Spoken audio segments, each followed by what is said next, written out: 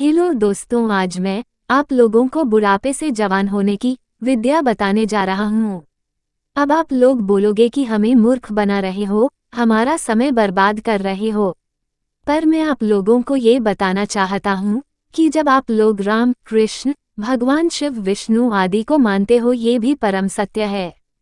तो बुढ़ापे से जवान होने की विद्या भी परम सत्य है।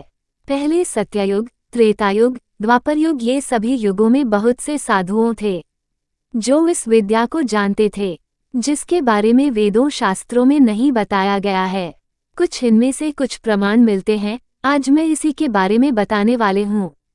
जब भगवान श्री कृष्ण के पुत्र प्रद्युम्न जब शिशु था, तब एक राक्षसी कन्या ने लोक कल्याण के लिए रसायन विद्या का प्रयोग कर शिशु से युवावस्था में बदल दिया गया था।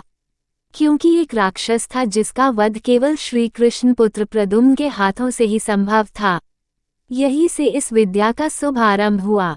इसी विद्या से ही मनुष्य भी अपने बुढ़ापे से जवान हो सकता है।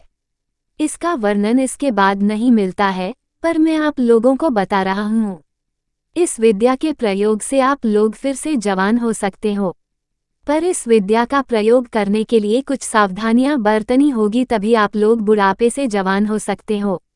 आप लोग अपने मन, क्रम, वचन से किसी को चोट या हानि मत पहुंचना। यदि आप ऐसे करते हैं तो आप जवान हो सकते हो, और यदि आप लोग इस नियम का उल्लंघन करते हैं तो यह विद्या आप लोगों को मृत्यु के द्वारा तक ले जाने में कोई कसर नहीं छोड़ेगा। तो सोचा समझा कर इस विद्या का प्रयोग करना।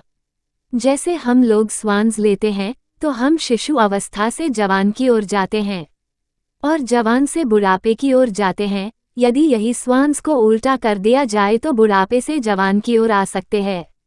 पहले आप लोग अपने श्वास को देखिए कि आप अपने श्वास कैसे लेते हैं, और जब आप लोग ये जान जाएंगे तो उसी श्वास को उल्टा कर देना और आप बुढ़ापे से फिर जवान की ओर आ जाएंगे।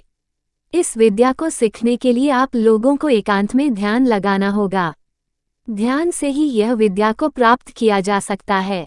यदि जानकारी आप लोगों अच्छी लगी हो तो हमारे YouTube चैनल को लाइक, शेयर और सब्सक्राइब करें। धन्यवाद।